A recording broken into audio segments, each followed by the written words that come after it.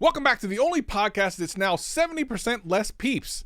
Thank the Lord for that. I'm Travis, and I'm here with Jen again. Does that mean we have 30% peeps in this episode? This is the 30% peep. If you missed the last episode, shame on you, first of all. You need to go back and watch that. Yes, less peeps this time through.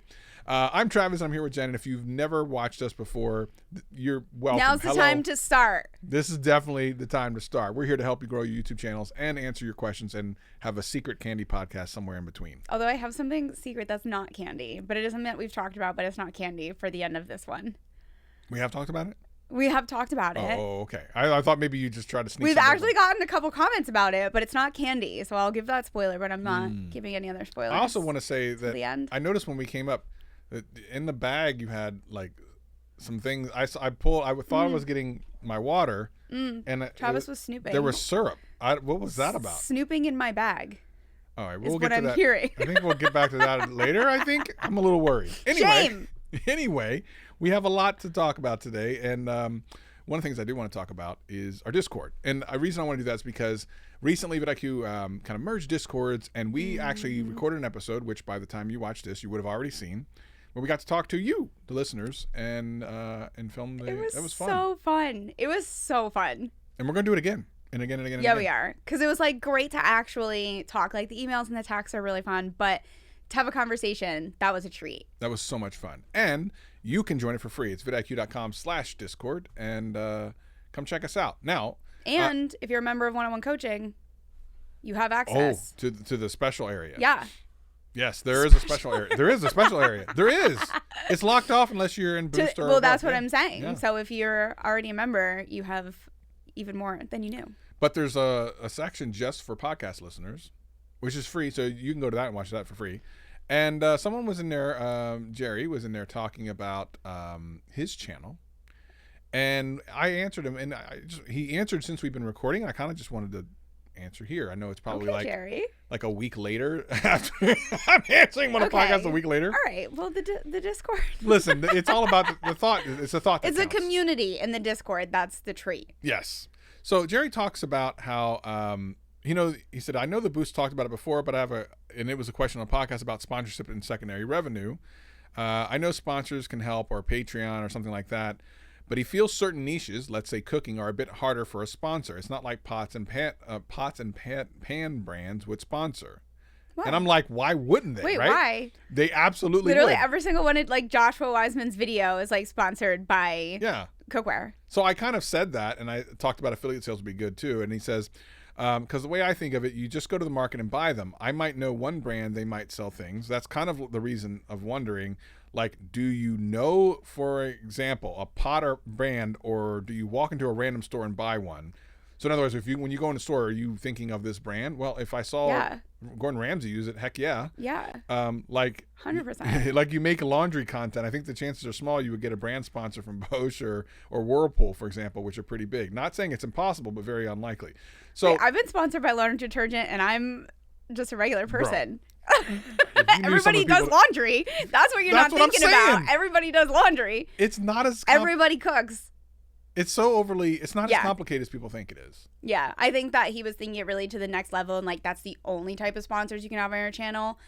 Like, no, I'm sure you've watched channels that even if you say you're like you're an off-grid channel, you can still have a sponsor that's cookware. Like you could have cast iron cookware. Like that can still be relevant in your life. It's relevant to your audience.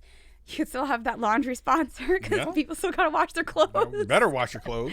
It's about you standing behind a product and delivering it in a trusting way to your audience if you recommend it. Yeah. That's the way it's supposed to be done. That's the way it is. You'd be surprised.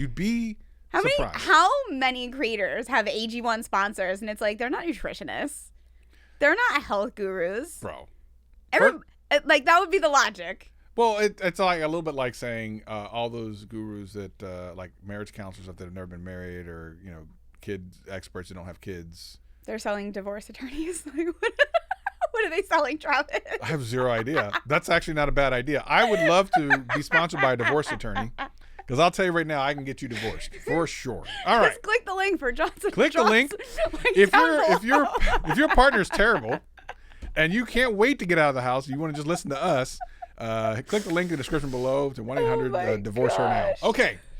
Anyway, if you're listening to this podcast, you're trying to grow your YouTube channel. I don't know what you just heard, but let's just assume that you are trying to grow your channel. Yeah. You can send us an email at theboost@vidIQ.com, or if you're listening to the audio podcast, of course, you can click the link that for the text message. But of course, if you're listening to the audio podcast, you don't realize probably that we're here in person in the studio. We got a lot going on.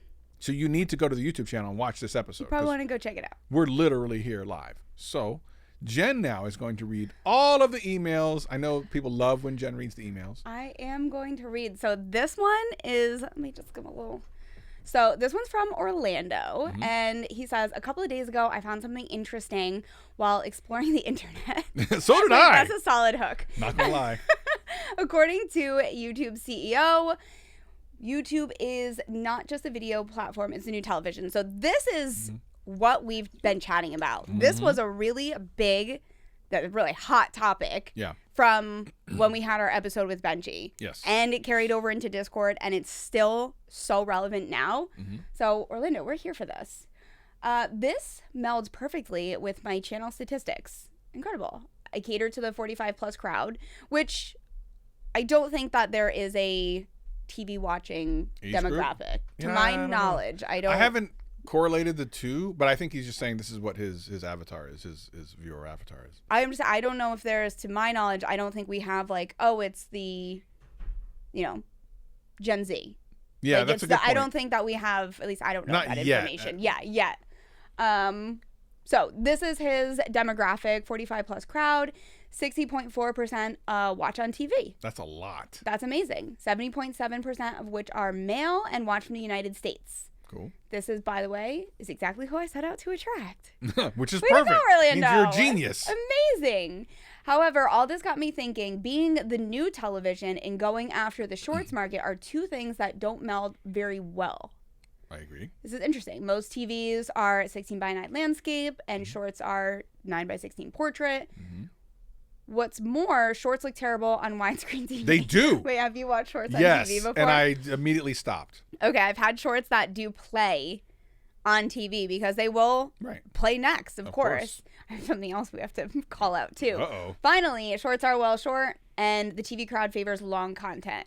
This is an interesting part because you remember in the meeting, maybe it was just in Slack, but I think it was, sorry, I'm going to call you out. Dan said that he watches shorts on his TV. Well, he's a weirdo. That's not nice. Dan's weird. He watches shorts on TV, but I reached out to a creator when I was still doing coaching who had a lot of shorts traffic, and they also had a very high percentage of TV traffic for their shorts. They have a younger demographic. And we had people commented that it was their kids watch shorts only on TV. Interesting. And I remember we laughed about it because we were like, that's psychotic. That's literally psychotic. So there are some TVs that will rotate. I don't know if you knew this. I've never. I think you made that up. Dumb. But no, literally true. Actually true. All right, let's try. Yeah, can you do that? No, I don't think that's going to work. I think it's silly. I think these people are sociopaths, but I can be wrong. They're ready for the future. They were ready for YouTube. They knew before we knew. Shorts on TV. This is wild. But I think so. I see where this is going, but I think there's a lot of things to counter this argument. So pretty much it says, if YouTube is going after living room views, are we losing interest in the shorts world? So essentially, are we having to choose between shorts and long form TV viewing versus shorts? And I think later in the message, he said something about Google is very fast to close things down. There's an entire website, I don't know if you know this, it's dedicated to all the different programs Google has shut down. I think it's called the Google Graveyard or something like that. Adorable. Because they shut a lot of programs down. They'll bring them up and then they shut them down. If they don't work, goodbye. So, I mean, do you remember Google Hangouts? Yeah, are those not alive anymore? Oh, they haven't been for a very long time. Really? I used to Google Hangout all the time. Yeah, of course. You haven't in a long time because it doesn't exist anymore. Well, I guess so. Among other things. Well, then the thing was that you could FaceTime with like iPhone users. Which you still can now. I don't know if I'm saying that's like what kind of changed it for me. Yeah, that flipped the yeah, because I would only Google Hangout with those people. You don't want to do that. That's ridiculous. Are you Green Bubble people? Not anymore. I've cut those friendships. We can't talk to Green Bubble people. No, I'm just kidding. So let me ask. what he's basically saying here is he thinks that because things are growing, we're really trying to cancel ourselves, aren't we? What he's basically saying is he believes that there's probably going to have to be a choice being made, and he thinks that YouTube is going to say, well, we're seeing TV grow, so shorts are going to have to go away.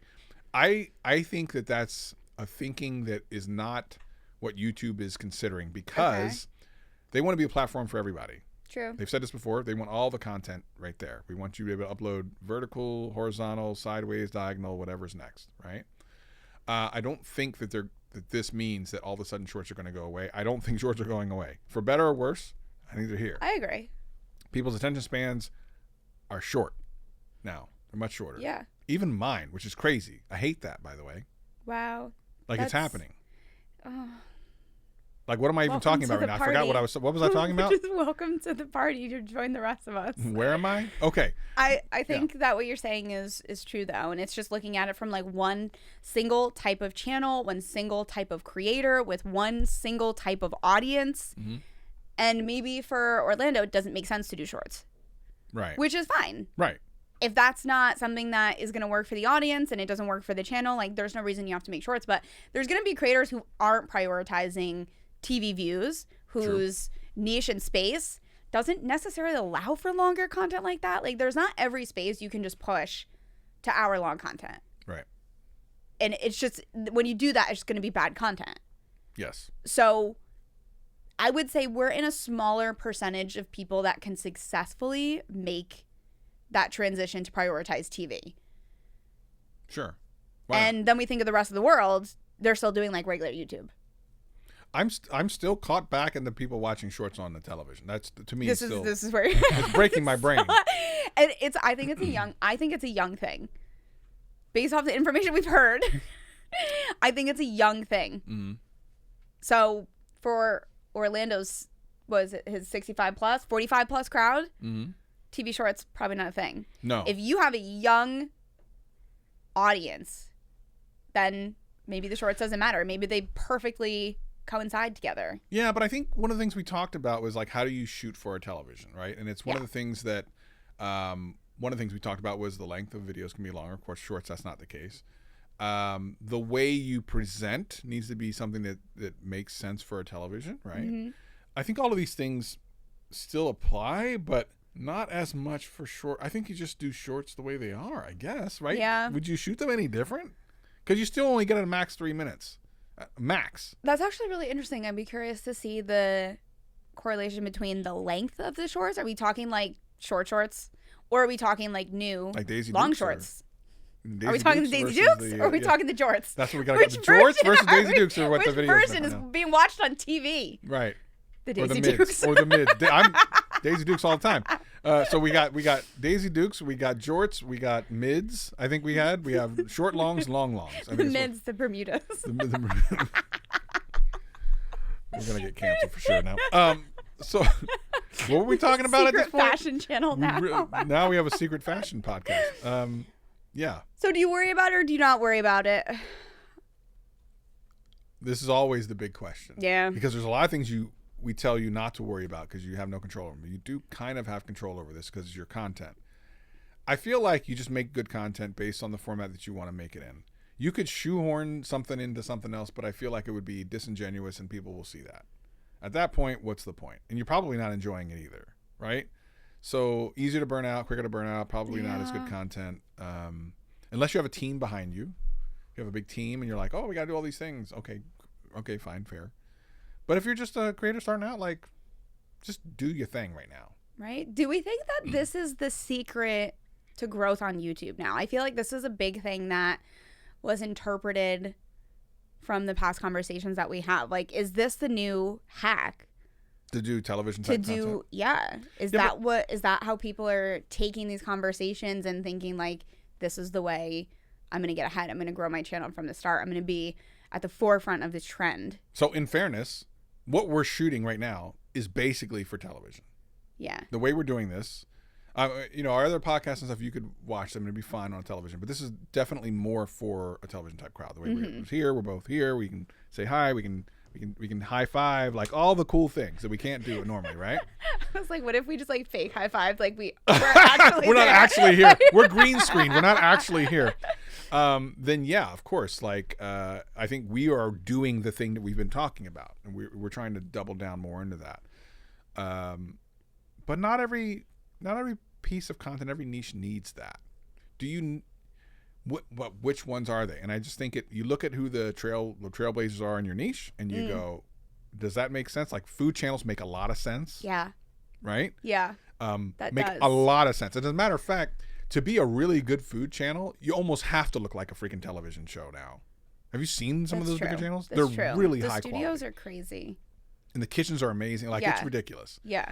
Unless you went full left and were like, I don't want it to look professional. I want it to look homemade. That might actually do okay.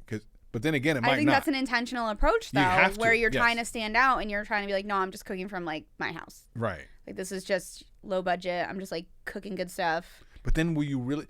So there's this whole thing, and I think we talked about it in a meeting where people are like fully produced or more authentic. And like, I think that line, the space in the middle of that is getting wider and wider. I think we're just going so full send in either direction. Like I just don't see a middle ground, because I feel like that middle ground where you're doing, you know, I would say not highly produced content, but highly edited, like so many jump cuts and punch-ins and things. I'm like, that to me is like, pick your side. You're not Choose wrong. your fighter. You're not wrong. That's how I see, though, just as more of a viewer of YouTube and what my just viewer preference has changed. So for Orlando, I guess what we're saying is I think your type of content isn't necessarily things you would be doing for shorts anyway, although you could. And I also disagree that YouTube will be getting rid of shorts for that reason. So I guess that's where not we when all the land kids on are that. watching them on TV. Which is wild. These kids are crazy. All right, let's get to the next We're one. gonna have a bunch of parents being like, yeah, no, it's true. I don't understand this. These kids nowadays. All right, read this next one. What do we got? Benjamin. Oh, I love this. What's the best way to network with YouTubers? Okay. YouTube community is everything. I love that we're focusing on this. A lot of them have their Discord DM closed, so I can't DM them there. And when I click on the show email thing on their channel, nothing shows up. That's interesting. How do you network? I'm currently at 700 subscribers, but is there a size I'd be able to work with? I guess my first thing right from this is why. Is he trying to network with That's a great other question. creators? Because the funny thing is my mind was like going back to my experiences when I was a smaller creator and how I managed to collab with large creators. But that is actually a thing we should talk about first. Yeah. What I you're saying think there. this is the way. So the first part of the email made me feel like he's trying to form a community, get in touch with like-minded people, and just have, I mean, YouTube is super lonely. I don't feel like we have to tell you like YouTube is the loneliest job in the world. That's true. And you try to talk about some of these things with friends, a partner, your parents, and they're just like, I don't know what you're saying. Right. Exactly. Tell me more about your 1 to 10. I don't know. Exactly. So I think there's the desire to have people to chat with. We've seen this a lot in coaching and in the Discord, and just to have this community of people. But it's really special when that community of people are creating in the same space. Yes. And there's collaboration in the sense where you're prioritizing discoverable video concepts together, and you're talking about your titles and thumbnails together and what worked for you and what didn't work for you, and a true collaborative effort. And then we have actually doing collabs. Yeah. Which is an entirely different thing than what we're just talking about. Yes. So here's the interesting thing about that. So the reason that vidIQ even has a Discord is, I hate to say this, because of me. Oh, Travis. And here's why. So when I was coming up, I had a little group of friends that we had a little private Discord, like 5 or 6 of us. Jeff was one of the people in there as well. Jeff from Hefe Reviews is also one of the coaches. There's about 5 or 6 of us, and as we would learn things, we would share things. Yes. So when I came to vidIQ, I thought that was a really cool idea, and I really wanted that to be a thing. So in 2019, we launched the public one, and then later on launched the group coaching one, and now it's all this thing. So now when you go to our Discord, you now have a place on the internet where you know for sure that it's not just like YouTubers or Reddit or something like that, which can be hit or miss. You now have a place you can go where you can find people not only that are creating just like you, or small creators just like you, or even established creators, but are some people are taking it very seriously. They can really give you great advice, and is part of the vidIQ community. So we know, like, and Jen and I are there, and like we're all there. We're all having a fun time. So this thing exists that you can go to anytime, and it's free. Previous to all this, you had to find your group, which was very difficult. Which is why things like VidCon and VidSummit were so cool, because you go be around people that speak the language. Because inevitably, no one that you know understands what the hell you're doing. What do you mean you're talking to a camera? For what? You need to go get a job. Huh? No, this is a job. What are you talking about? What's going on? So I feel like having that ability to be with other creators can be greater than the sum of its parts. Mm-hmm. Now, what this creator is asking for specifically is larger creators. But I think it comes back to, why are you asking for that? Yeah. Now, it could be for a good reason. It could be like, no, I actually just want to be a bigger part of the community, and I know this creator just does content that's similar to mine, and I really just want to, vibe with them and stuff. I can tell you how to do that because I did it as a smaller creator. But I want to assume, I don't want to assume anything, but anyone who's watching this, just understand that you have to have a value that you're bringing to that larger creator. Otherwise, this is not going to work. Yes. So everything I'm about to tell you this goes for collaborations in general, whether it's with another creator or if it's with a brand. Yes. Like, you have to bring and pitch the value. Yeah. Like, you're not like, hey, let's work together. And this 1 million+ channel is like, why? Right. If they even answer you. Right. They look at their email and they're like, huh? No. Yes. So I've collabed with some of the biggest creators in my niche. Millions upon millions of subscribers and all that sort of stuff. And so what was step one, though? So in my first year, when I didn't even have like 1,000 subscribers or 5,000 subscribers, first I was like, how do I do this in a way that makes sense? Because I knew that I had an affinity for certain creators that I wanted to work with and stuff. I'm like, how do I make it easy for them? So my first thing was, okay, I'm going to reach out to this person, and I'd like for them to be a part of my video, but I need to make it so easy for them because I don't have a lot of value to bring them. In other words, I don't have an audience that's going to help them with anything. So I just want to reach out and go, I love your stuff, which I did. This is all genuine stuff. I would love if you could be a part of one of my videos. Here's my channel. And here's what I would like for you to do. The biggest mistake small creators make is not knowing what you want the other person to do. Because people even ask me this. They're like, I'd love you to collab on my channel. I'm like, sure, whatever. What do you want to do? And they're like, I don't know. What do you think? I'm like, you asked me. No. Well, how? I don't got time. You want me to come up with the idea? You want me to come up with the idea? What? Huh? So it was always very simple. I was like, I just need you to do this. If you wouldn't mind doing this, you can even do it on your phone. You don't need to set up your thing. You don't have to. I always try to make it super easy. And it every single time worked. That's amazing. With some of the millions of subscribers. That's literally amazing. Yeah. What do you think it was specifically about kind of your pitch or your idea in general that could work for other creators? It was relevant to something that either they were already doing or were going to do, and it was easy. I think, like, I couldn't think of two better things that you would need. I can't even think of anything else you would actually need. I mean, you could pay them, but I didn't have to do that. Okay, well, which is understandable. In a situation like that, you probably don't have the funds, and it's probably not a good idea. And a collab is like a fun thing. Yes, I don't know any situation that I'm aware of where it was a paid creator to creator type of situation. Right. At the end of the day, we're all here for like the same thing. Like, we love YouTube. Yes. And if you have a good idea, it doesn't matter how many subscribers you are, because now I want your idea. Yes. That actually, and that's the thing. That's like, exactly I'm probably not buying you. I'm buying your idea, and you come with it. I'm shocked at some of the people I was able to get to collab with. Like, now that I think back to it, I'm like, how the hell did I do that? There were some creators that didn't collab with anyone else, and I somehow You're got an idea man. That's why. You're a good idea. It was relevant. It felt right to them. It felt like you probably catered that idea for them. And it was easy, because if you're reaching out to larger creators, they're doing things a lot different. Right. So easy is going to be the number one thing, and have a plan. So this specific creator also said, well, their DMs are closed and all this other stuff. That's going to make it more difficult. If they're on a social media platform you interact with them on and they've seen you around, then you're probably more likely to get a response than if you just randomly come out of nowhere, especially if you don't have their email address. So definitely engage in their community, not just for the try to get the collab, but like to be a genuine part of their community. And if you can do that and it's actually genuine, you'd be surprised what you can do. But if you're doing it for strategic purposes, I feel like if you don't come absolutely correct with everything they need, and like, I don't want to take any of your time.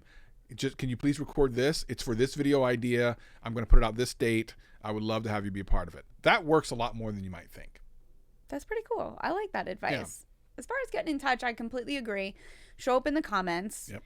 And I mean, you can try other platforms. You can try like other creators Instagram. too. Yeah, it doesn't have to be a specific. So they have a specific creator they like, but it can be anyone in that niche. By the way, if you work with another creator in the niche the one creator you really want to work with, and they've seen you work with the other person, they're much more likely to work with you. It's weird. People amongst niches are friends. Like, you might not know they're friends, but like, they're friends. And this comes back to like the first part, which is like creator community. Yes. And like, eventually, whether you're a small channel trying to grow together or you're even larger channel still trying to grow together, but more relate and kind of strategize together. Yeah. Like, you all know each other. Plus, when you're just on the platform, like, you know who your similar creators are. Like, you know who you support, or, you know, who you should support, just being a member of a specific community. Yeah. So, I mean, it's funny. Have you ever seen a collab where you're like, oh my God, you're friends? Right. You're like, wait a minute. How do you know each other? Like us. I love when that still to this day breaks my head when I watch YouTube. And I'm just like, see two people in the same room and I'm like, you know what I did? What? So here's an interesting thing. I actually got 2 large creators to collab. I did. Like, I was the whole reason it happened. Okay. And to this day, when I see one of them wear the merch of the other, it just makes me smile. I'm like, that's amazing. That's another one too, merch. I feel like that sells out people who know each other too. Like, you see someone wearing the merch and you're like, not only do you watch them, you support them. Yeah. 100%. And I just smile all the time because I know for a fact that they had never collabed before. They never thought about it. And now they're like, I love that. I love bringing large creators together. But and then I made a video of it, behind the scenes stuff. So it was fun. That's amazing. Fun stuff. I think the takeaway is like, be a member of the community. Yes. Show up in a positive way. Yes. And do it because it's coming from a good place. Good things will come from that. Yeah. But I think step 1 is, you know, maybe not just try to be going after the immediate reward, not just instant, like, we're going to collab, make an awesome video, I'm going to get like 1,000 subscribers from it. Yeah. Like, no, show up in a genuine, authentic way and doors will open. I agree. And if you're authentically watching this, make sure you hit the subscribe button if you're on YouTube. Or if you're listening to the audio podcast and you love us that much, you should just leave us a 5-star review. Only 5 stars. What's the next one, Jen? I think this is an email. I think you're just putting, these are very large fonts at this point, and I think you because just don't want to read them anymore. I don't want to anymore. I'm done with it. Hey, vidIQ team from Judah. I have a very small channel, 14 subscribers. Hey, you started your channel. Right. That's what we're counting as a win here. I started about 2 months ago and slowly got to 14, but then stopped, and I've not gotten any more for the past 3 weeks. Is this normal? Also, I hate candy corn. Goodbye, Judah. Your question is not warranted here anymore. Bye-bye. No. Oh my gosh. So I guess I have to answer this then. Yeah, I stopped getting more last 3 weeks. It can be normal depending on the content you do. I think also small creators sometimes forget that it ebbs and flows. Sometimes your first subscriber takes forever. Sometimes you get a bunch and then all of a sudden it stops. Yep. Totally normal. It's just part of the thing that you don't see on YouTube, because for the most part, you watch channels that are, quote, popular. It's how they came into your purview in the first place. They were, you get subscribed. The home feed showed them to you, and those channels are doing well, which is the whole reason they came to you. So you just assume. I like what you said there. Right. They came to you because they're doing well at the moment. That's a good one. That's a gem. Look how smart That's good. I am. I'm so smart, Jen. Big brain moment there. Big brain. So smooth brain. So I feel like it's important to remember that what you're seeing is the tip of the iceberg. I've talked about the iceberg meme before, where you can see all the stuff's underneath the water. You're just seeing the tip. So you're seeing all these successful channels and going, oh, they're doing so well.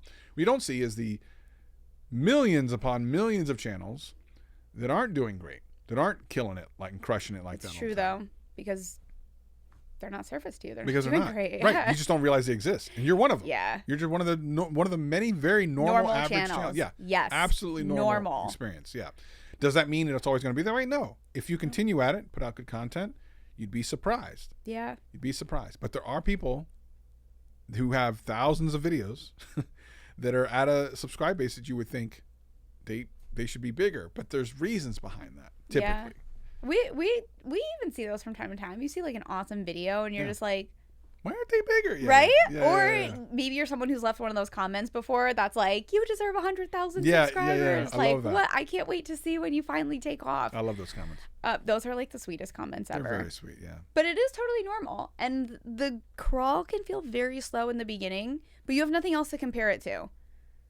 And you probably don't have someone that also started a channel at the same time to be like, yeah, no, we both only have 14 subscribers. It's normal. Right. Like, listen, there's 14 and it comes friends. down to how many videos are you uploading and how long. I know it says you've stopped, started 2 months ago. I don't know what the upload has been for those 2 months. But that's not bad long? for 2 Is months. it short? Yeah, like, how many videos do they have? Like, it doesn't even say. So yeah, we have no idea. Like, and 2 months is like nothing. You baby. Nothing. You like the babiest of babies. Like, so nothing. I'm excited for those pop-offs that are going to come because it's really exciting. It's really fun. Even when you wake up one day and you got like 10 subscribers overnight. Like, well, we know that's going to happen because they listen to the podcast. Obviously. We know it's going to happen. 100%. Obviously. You just don't know when it's going to happen. I mean, we don't know when it's going to happen. And it's like the best feeling ever. It's like, what happened? It literally, like, you wake up and you're in studio and you're like, oh my God. What is going on? And then you have no one to text about it. So you have to go on our Discord.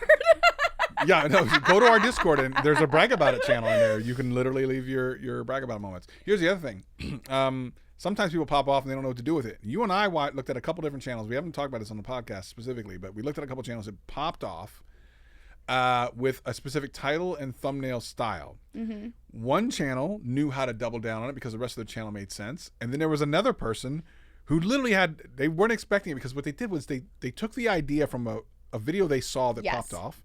They did it. It popped off. Yes. As they hoped it would, but had no idea what to do with it after that.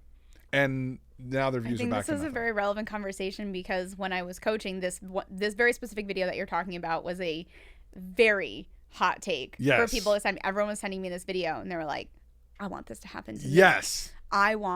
It was like, oh my gosh, it was like 3 million views in like a week. It was like nuts. It was ridiculous. It was one of those moments that like this doesn't happen. Like this is so uncommon. Right. They were like, I want that to happen to me. I'm gonna make the same video. And I said, okay, well, here, let me show you 3 channels who did this and ruined their channel. Right. And obviously we're not gonna talk about those channels, but you have to know how to do it right. And you have to trend jack the right videos. The ones that are in the niche that you're in, or at least what you're trying to accomplish. Why would I, if I was a racing car channel, why would I bake the hottest sandwich now? I mean, why am I doing hot ones? The hottest sandwich. I'm like that. really Feels hungry. like you're gearing up for our game. You thinking of titles? I'm so hungry right now. You have no idea. Like, I haven't eaten all day. You thinking of titles? I'm not even thinking about anything other than food. And wait, here's do we have more emails or was that I think that's it. the Do we have last one more? one? Or is that it? Oh, we do have one more. Oh, Let's we do have one more. Sean. Okay, we have a fun game that we're going to play after Sean's this. email. Yeah, go ahead. Sean, okay, Travis and Jen. First, I'm really enjoying your content and lighthearted approach to YouTube strategies. There are so many others out there that have the thou shalt do this or else out. Can we get a very strong Travis? Thou shalt not yes. use thumbnails with red text. Okay. I love that. And it comes across very ick. Oh. Yes, Sean. Yes. I started my podcast. Ooh, Barbells and Bourbon. That's a cool name. Subbed. Yeah, immediately. Strengths and Stories in January 2024. I interview anyone and everyone, allowing them to tell their life stories, shared experiences, and open their hearts to sensitive topics. Love it. This is very sweet. My guests have included business owners, recovering addicts, single mothers, models, musicians, athletes, the list goes on. For this reason, every episode has a different topic, making it impossible to narrow down my niche. Right. I see where this is going. Yeah, you can see. Yes, I do. Each of my episodes gets a few hundred to about 1,000 views in a few month period. I have 30 subscribers currently. Okay. As a fun tradition each show, I arm wrestle each guest and ask them a question while doing so. It's been on Hot Ones. Relevant. Yeah. Okay. You guys are synced up in a weird way. And my guests having to think under pressure. With that said, my niche is literally anyone. No topic is off limits. Okay. Is this hurting my potential to grow my channel and reach certain audiences? So here's the thing. This is Hot Ones in and of itself is that same thing. But the hook is that it's hot ones, right? That they're It's a eating. celebrity. That is the thing. The niche is kind of the food. The celebrity brings in new people who maybe have never seen the show before, Yes. or if they have, they're interested in that particular person. But what people coming back for over and over and over again isn't necessarily then that person. It's like the act. situation, right? Yeah. You need some type of hook. Maybe you are the hook. Maybe you're so good and so interesting at interviewing these people and then arm wrestling them for some odd reason that's the hook. Is it going to slow your growth? It might be harder to grow. Yes. However, my expectation, I am starving right now, by the way. My expectation, my stomach is growling. It's terrible. No one can hear it. I'm glad. My expectation would be that the people that do stick around are going to be an incredible community that you're going to be able to leverage in every single episode, which is cool. Yeah.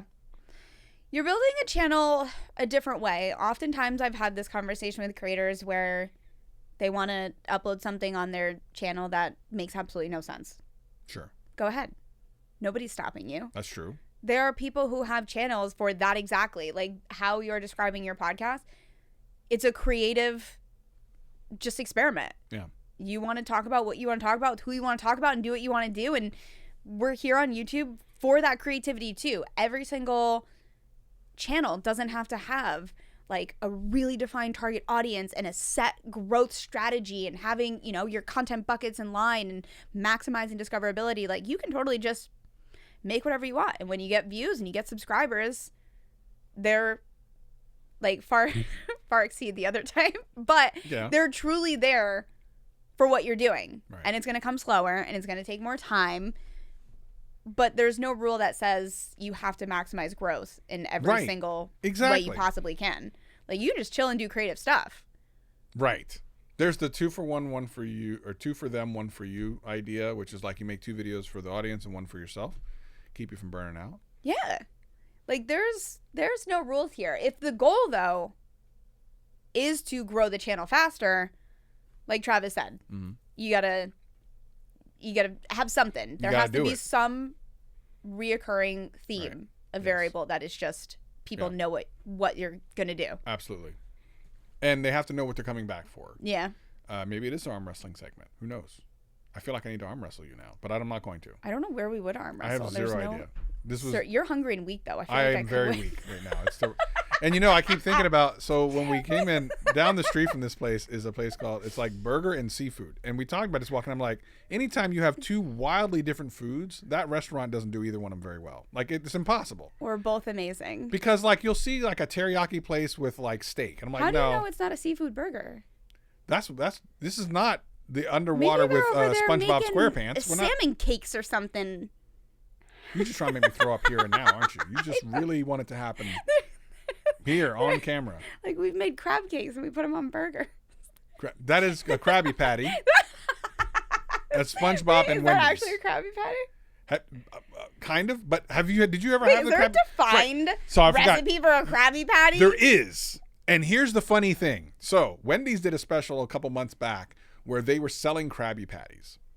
All right? Now, for those who don't know, SpongeBob SquarePants, right? It's a great show. And you're supposed to put it on in a specific order. Oh, and I guess is like a big It's Mac. A real thing, yeah. And I guess they weren't actually putting it. You hear my stomach now. I think they were actually putting it in the wrong order, and some people were getting livid about this because hardcore SpongeBob SquarePants people. I will be honest, and I ate it, and it was just a burger, but for some reason I really liked it, and I kept buying. I couldn't stop buying. If they had it in the proper order, it would probably taste better. Maybe. Here's the thing: I don't normally eat raw onions on burgers. Okay. But on a Krabby Patty, the Krabby Patty was good. Different. Do you know how the order was wrong? I'm not that much of a nerd, but it was different. I remember reading about it. I could tell you the order of a Big Mac because I have a Christmas ornament. Bro, I love Big Macs. Do it. Do you want me to sing the song? Please. Big Mac filet fish quarter pounder with no. To all beef patty special sauce, lettuce, cheese, pickles, onions on a sesame seed bun. Yes. You deserve a break today at McDonald's. Let's go. What is going? Does that happen when you pull the string on the Big Mac? It's literally a Christmas ornament that goes on my family tree to this day. But why? I have no idea. Where did they get it from?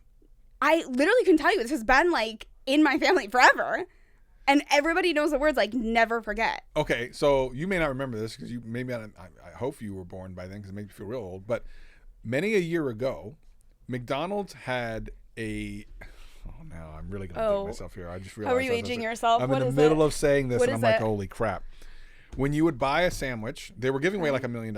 And the way that you would find out if you were going to win it is there was this song, and it went through the entire McDonald's menu.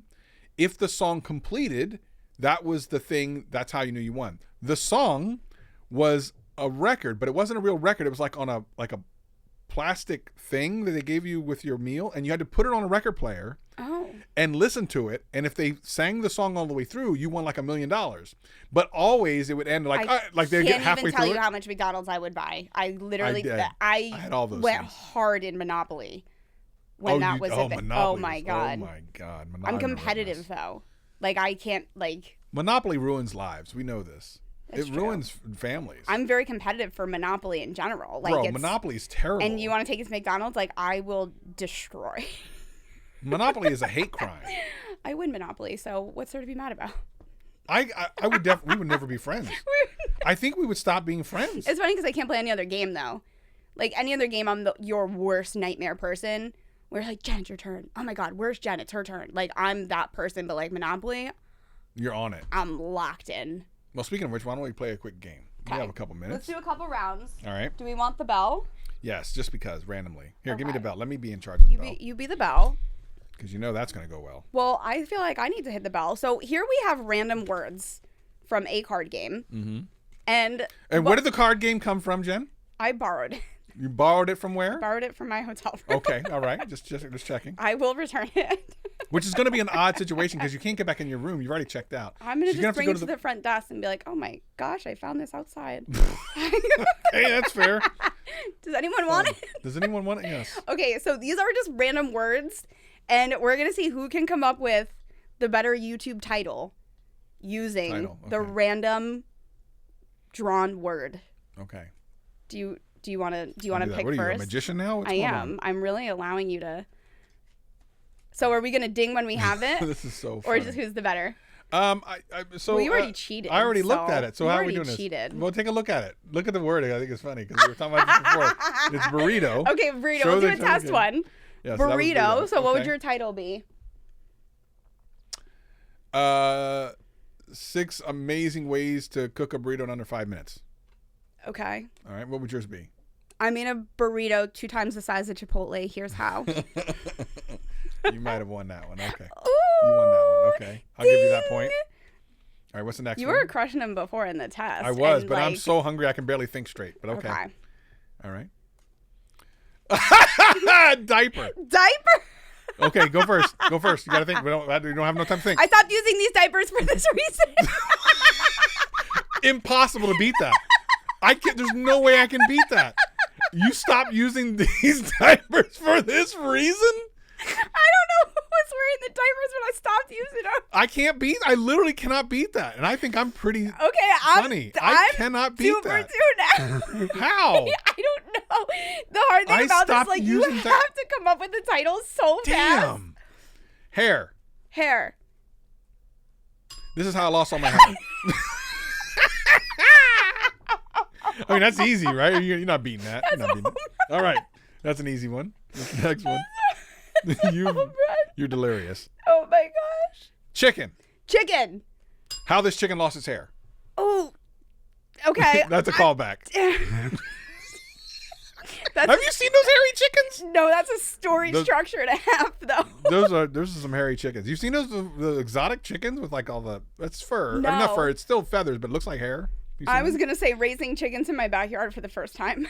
But don't you already? Do you really do that? You've done that. I don't have chickens. I lived on a farm. No Does chickens that count? in my backyard. Why chicken tastes great. All right, you won that one. Okay. Do another one real quick. Let's see this one. I feel like I had a little extra time to think about it. Picnic. I wish I was on a picnic because I'm hungry. I'm really so freaking hungry. I want a picnic basket right now. I want to pick. This is a big waste of time, but I love it. Do it again. Do another one. 5 weird things I put in my picnic basket. Why, Jen? Why are you doing this? I'm getting all the clicks today. This podcast is a dumpster fire. We got dumpster fire. One more. That's amazing. Okay. I think I obviously won that one. All right. Last. Jeans. Let's do another one. That's a tough one because I'm like the only thing I can think of is I feel like 5 jeans you should buy. No, I feel like I'll end up in HR if I try to come Okay. up with something. So, all right, here we go. Last one. Leprechaun. Leprechaun. That time I found a leprechaun under the bridge. What, that time? It was only the one time though, right? It wasn't. What's your leprechaun title? It would be. Why are they always after me, Lucky Charms? That's good. The leprechaun story good. from. There's leprechaun on the thumbnail. We'll give you that. Oh my God, I'll have to put one in. Oh, in like a secret that's place. funny. Okay, look. Okay. This has been I think an that game episode. was a home run. It's been a thing, and I can't thank you enough for coming all the way up to Seattle to come see me again and have a great episode. We had another episode before this. So good. We're gonna do it again. Try to do a lot more of these. Many more to come. And if you want to interact with us, get on Discord because we're recording one time a month through Discord, talking to people just like you. And You got to stay in the know also. yeah, stay in the know. The no is no. Just say no. Just say no. No to means chicken no. Let's go get Travis some food. and peeps. All right. Anyway, thank you for joining us. Of course, leave us 5 stars if you're on the Apple Podcast. Hit that subscribe button. Otherwise, and we will see y'all in the next one. Jen, tell them to say goodbye. Goodbye, Jen.